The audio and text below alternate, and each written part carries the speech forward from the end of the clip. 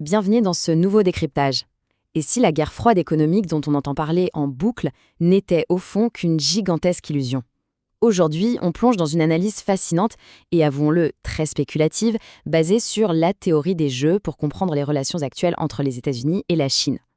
L'idée, c'est vraiment de gratter sous la surface des gros titres un peu alarmistes pour explorer l'hypothèse d'un accord secret monumental qui se tramerait en coulisses. Au programme de ce décryptage, on va d'abord regarder au-delà du théâtre géopolitique, faire un détour par l'analogie de Nixon, pour ensuite aborder le concept d'hallucination du dollar. On terminera sur les vulnérabilités mutuelles et bien sûr les termes de cet accord supposé. Première partie donc, au-delà du théâtre géopolitique, pour décortiquer un peu les frictions de surface. L'actualité récente nous montre un climat de tension qui semble permanent. On a la Chine qui bloque la start-up d'intelligence artificielle Manis, les États-Unis qui sanctionnent des entreprises chinoises liées à l'Iran, et Pékin qui réplique illico avec une ordonnance de blocage. Et bien sûr, l'arrêt spectaculaire des ventes de puces Nvidia haut de gamme vers le marché chinois. En apparence, c'est l'escalade parfaite. La logique voudrait que ces deux géants soient carrément au bord de la rupture totale. Mais voilà la grande question. Est-ce que tout ça, c'est juste du théâtre géopolitique ? L'analyse qu'on étudie aujourd'hui avance une théorie vraiment provocatrice. Ces conflits ultra-médiatisés pourraient n'être qu'une simple distraction, une grosse mise en scène bien bruyante pour masquer une réalité beaucoup plus complexe et coopérative qui s'organise discrètement loin des caméras. Il faut vraiment prendre le temps de réaliser ce que représente ce chiffre. 12 000 milliards de dollars. C'est la valeur nette combinée des entreprises dirigées par les pontes de la tech et de la finance américaine qui se sont récemment rendues à Pékin. On parle des plus grands dirigeants de la Silicon Valley et de Wall Street. Selon notre source, on ne déplace pas une telle puissance de frappe financière. On ne réunit pas des gens qui pèsent 12 000 milliards de dollars dans une même pièce sans qu'un méga accord ne soit dans les tuyaux. À ce niveau-là, le business ne s'arrête pas pour de simples querelles diplomatiques. On passe à la deuxième partie, l'analogie de Nixon et les précédents historiques de ces changements modernes. Pour bien saisir ce qui pourrait se tramer en ce moment, il faut faire un petit saut dans le temps. En 1971, le président américain Richard Nixon prend une décision radicale. Il déconnecte le dollar américain de l'étalon or. Du jour au lendemain, le dollar n'est plus adossé à un métal précieux. Il devient une monnaie fiduciaire, reposant uniquement sur la confiance.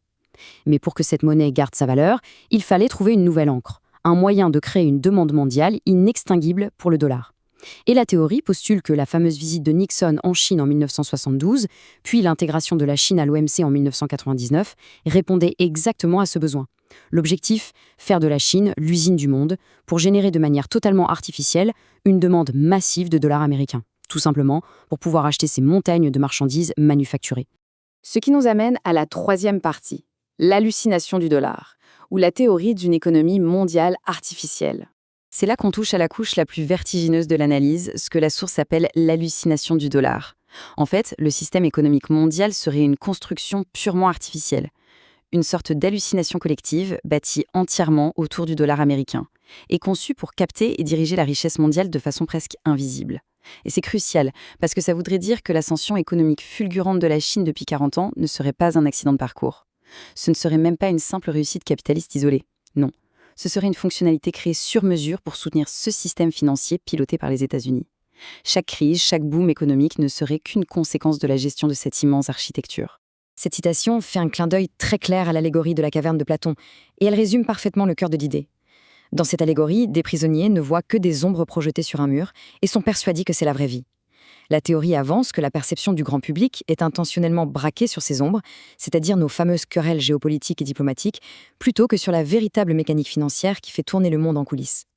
Le vrai pouvoir, au final, ce serait juste la capacité à garder l'attention de tout le monde fixée sur la scène, pendant que les vraies choses se passent derrière le rideau. Passons à la quatrième partie, les vulnérabilités mutuelles et les raisons pour lesquelles ces deux nations ont désespérément besoin d'une solution. On pourrait se dire, si ce système est si bien rodé, pourquoi chercher à signer un tout nouvel accord aujourd'hui ? Eh bien, la réponse se trouve dans les vulnérabilités gigantesques qui menacent les deux superpuissances en ce moment même.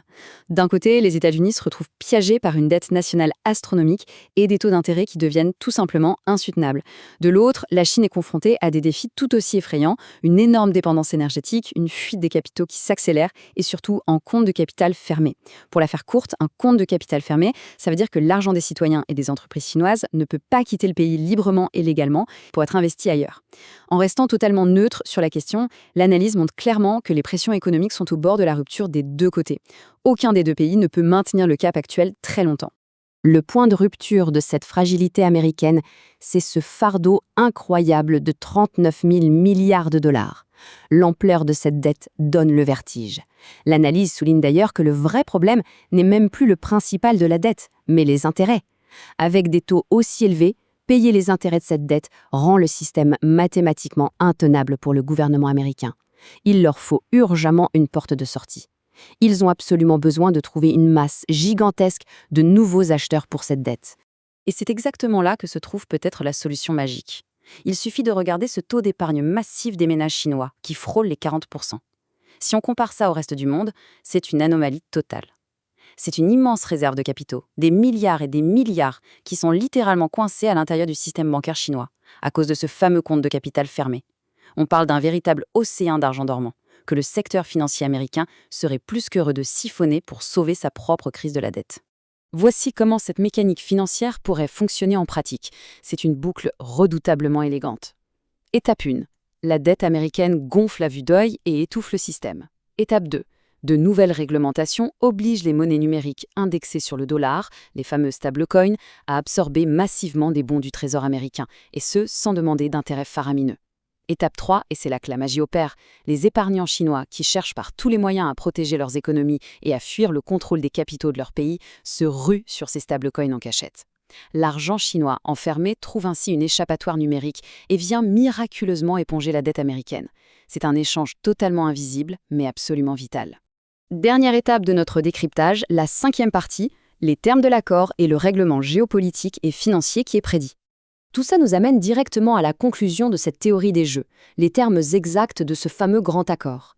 C'est ici qu'on entre dans une spéculation géopolitique intense, et c'est fascinant de voir comment toutes les pièces du puzzle s'assemblent.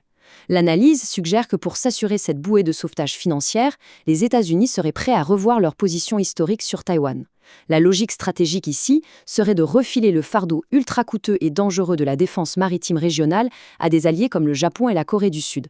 Ça permettrait aux États-Unis de s'extirper d'un face-à-face militaire direct et épuisant avec la Chine. Et il y a d'autres éléments majeurs qui viennent s'imbriquer. La théorie fait le lien entre ce qui se passe en Amérique du Sud et en Asie. Une influence renforcée des États-Unis sur des ressources pétrolières, comme celle du Venezuela, servirait en fait à garantir un approvisionnement stable pour une économie chinoise qui est littéralement assoiffée d'énergie. En même temps, des tractations au sommet assuraient à la Chine l'accès à la ressource technologique ultime, les puces d'intelligence artificielle. D'ailleurs, ce n'est probablement pas un hasard si les pontes des semi-conducteurs participent discrètement à ces voyages. En gros, on parle d'échanger de l'énergie pour faire tourner les usines physiques contre des capacités en IA pour dominer le monde numérique. On a ici sous les yeux l'anatomie de ce compromis hypothétique parfait, celui qui viendrait colmater les brèches des deux côtés.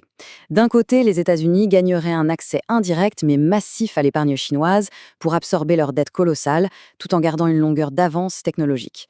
De l'autre, la Chine sécuriserait son approvisionnement énergétique via l'hémisphère occidental, obtiendrait les fameuses puces indispensables pour son IA et garderait l'accès au marché des consommateurs américains pour écouler ses produits. C'est du pragmatisme à l'état pur. Très cynique peut-être, mais sur le papier, c'est d'un équilibre redoutable. Et pour clore ce décryptage, voici une dernière réflexion.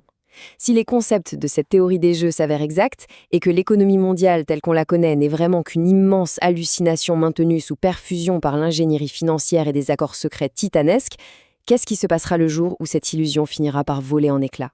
C'est une perspective qui donne vraiment à réfléchir sur la véritable nature et la solidité des systèmes qui font tourner notre monde au quotidien. Merci d'avoir suivi cette analyse approfondie et à très vite.